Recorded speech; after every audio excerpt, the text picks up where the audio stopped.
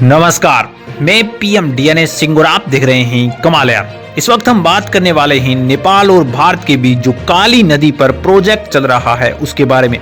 हम आपको बताएंगे कि ये किस तरह से प्रोजेक्ट चला था, इसे चलाने के पीछे एग्जैक्ट क्या रीजन था, और दूसरी ओर एक मीडिया रिपोर्टर जो कि इसके बारे में ऐसे कह सकते हैं कि बड़े बड़े मीडियाज अपने आप को बताते हैं वो, और इस तरह की न्यूज़ बनाते हैं जो कि आपको देखकर शर्म महसूस होगी। कहीं ना कहीं आपको ऐसा लगेगा कि ये तोड़ने का काम किया जा रहा है कहीं ना कहीं दो देशों को। दोस्तों, यहाँ पे हम यही बातें करने वाले हैं, और कौन सा मीडिया रिपोर्टर किस तरह की बात कर रहा है, रियलिटी क्या है, वो सारी बातें हम करने वाले हैं। तो वीडियो के अंत तक बने रहिए, और अगर आप चैनल पे नए हों तो चैनल को सब्सक्राइब करके बेल आइकन दबा लीजिए ताकि आपको अगला अपडेट भी सबसे पहले मिलकर। चलिए वीडियो को शुरू करते हैं। दोस्तों, सबसे पहले मैं एक बात कहना चाहूंगा कि हाँ, यहाँ पे भारत और नेपाल के बीच जो बॉर्डर डिस्प्यूट है वो हुआ था, लेकिन उतना बॉर्डर डिस्प्यूट नहीं हुआ होगा शायद जितना कि मीडिया वालों ने दिखाया था, जितना कि यहाँ पे जलील मीडिया वालों ने किया था इस डिस्प्यूट को लेकर, या फिर हम ऐसे कहें कि अपनी टीआरपी को बटोरने के लिए क्या क्या ब्लेम नहीं लगाए होंगे, वो आप अब तो मत ही सुनिए तो अच्छा है।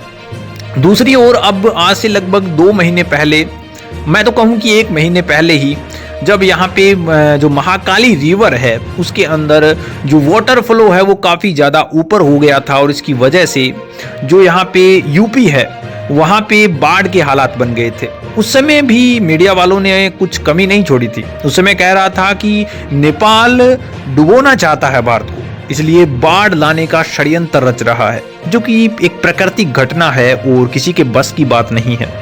अब जब यहाँ पे नेपाल ने वहाँ दीवार बनानी शुरू करी तो एक और रिपोर्ट आई। उस रिपोर्ट के अनुसार बताया गया कि नेपाल है वो कब्जा करना चाहता है भारत की जमीन पर। वही रिपोर्टर जो पहले ये कह रहे थे कि उस बांध का कोई इलाज नहीं करवाया जा रहा, तो नेपाल अकेला इतना बड़ा बांध नहीं बनाना चाहता, उसमें कोई बड़ी बात नहीं है। दूसरी बात, एक बांध बनाने के लिए बहुत ज्यादा यहाँ पे रुपए खर्च करने पड़ते हैं, और एक देश की इकोनॉमी में काफी ज्यादा असर पड़ता है, तो देश को सोच समझकर इतना बड़ा फैसला लेना पड़ता है। और वहीं पे आप देख सकते हैं कि श्रीलंका के क्या हालात हैं।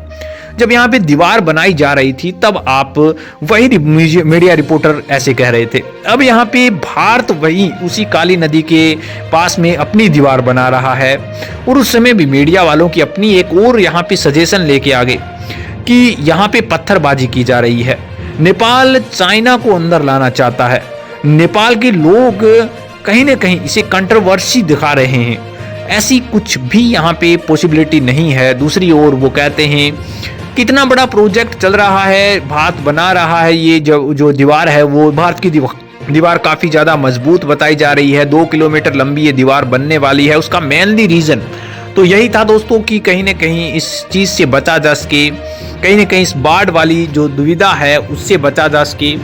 और यहाँ पे जो दिखाया जा रहा है उसमें कहीं ना कहीं और ही कुछ दिखाया जा रहा है, जो कि चीन से नेपाल की यारी बताई जा रही है, रोटी बेटी के रिश्ते को बताया जा रहा है कि परले लाने की कोशिश की जा रही है, क्योंकि कहाँ से अटैच करते हो आप, मुझे ये समझ में नहीं आता। एक और बड़ी बात है यहाँ पे कि भारत ने यहाँ पे दीवार बना रहा है, तो इसके अंदर चीन कहाँ से आ गया बीच में। दूसरी बड़ी बात, जो लोग यहाँ पे पत्थरबाजी कर रहे हैं कुछ असामाजिक तत्व हो भी सकते हैं, लेकिन नेपाल का ये भी कहना है साथ में कि अगर ये दीवार बनती है तो कहीं ना कहीं उनका नुकसान है। अब उसको यहाँ पे रिप्रेजेंट ऐसे किया गया है कि नुकसान ये है कि भारत उनकी जमीन पर कब्जा कर रहा है, जबकि ऐसा उन्होंने कुछ नहीं कहा। उन्होंने ऐसा कहा है कि अगर ये दीवार बनती है तो फ्लो, जो वाटर फ्लो है वो उनकी तरफ जाएगा, और हमें खुद को यहाँ पे बाढ़ से सुरक्षित कौन करेगा। फिर ये उनकी कहीं ना कहीं देखा जाए तो बात जायज है। लेकिन अगर बात करें दोस्तों तो यूपी के अंदर बाढ़ आई थी, यहाँ पे बिहार के अंदर बाढ़ आई थी, जिसकी बदौलत ये भी काम करना जरूरी है, और सरकार अपना काम कर रही है। वहीं पे अगर बात करी जाए नेपाल की सरकार तो कुछ कह भी नहीं रही, लेकिन इसके बाद भी पता नहीं मीडिया वालों को कहाँ से ये प्लान्स पता चल जाते हैं जो कि मन में सोच रहे हैं, या फिर कहीं ना कहीं ऐसा देखा जाए तो इनके कान में आके तो नहीं बता जाते होंगे कहीं नेपाल के लोग कि हम इसलिए कर रहे हैं ताकि जो चाइना है वो अंदर आ जाए, हम इसलिए कर रहे हैं ताकि हमारी जो बॉर्डर है उसके ऊपर आप कब्जा कर रहे हो, ऐसा कहीं ये कान में तो नहीं बता जाते। वैसे तो कहीं बाहर तो ऐसी खबर नहीं चल रही, लेकिन कुछ भी कहो यार, ये जो कर रहे हैं वो कहीं ना कहीं गलत करें मेरे हिसाब से।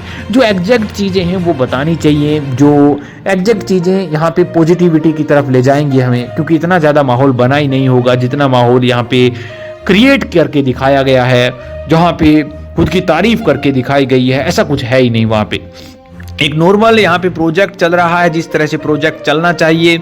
नॉर्मल वर्कर्स लगे हुए हैं, हो सकता है कुछ असामाजिक तत्वों ने कुछ छेड़खानी करी है, लेकिन वहाँ पे नेपाल की खुद की पुलिस आकर भी उस चीज़ को सुलझा रही है, लेकिन उसके बावजूद भी पता नहीं क्या क्या बातें चलाई जा रही हैं। दोस्तों आपकी क्या राय इसके बारे में अपने विचार कमेंट सेक्शन में जरूर लिखिए। चलिए आज के लिए रखते हैं कि गुड अपडेट मिल जाए फिर आपके सामने जरूर। वीडियो को लाइक कीजिए, शेयर कीजिए और अगर आप चैनल पर नए चैनल को सब्सक्राइब करके बेल आइकन दबा लीजिए ताकि आपको अगला अपडेट भी सबसे पहले मिल सके।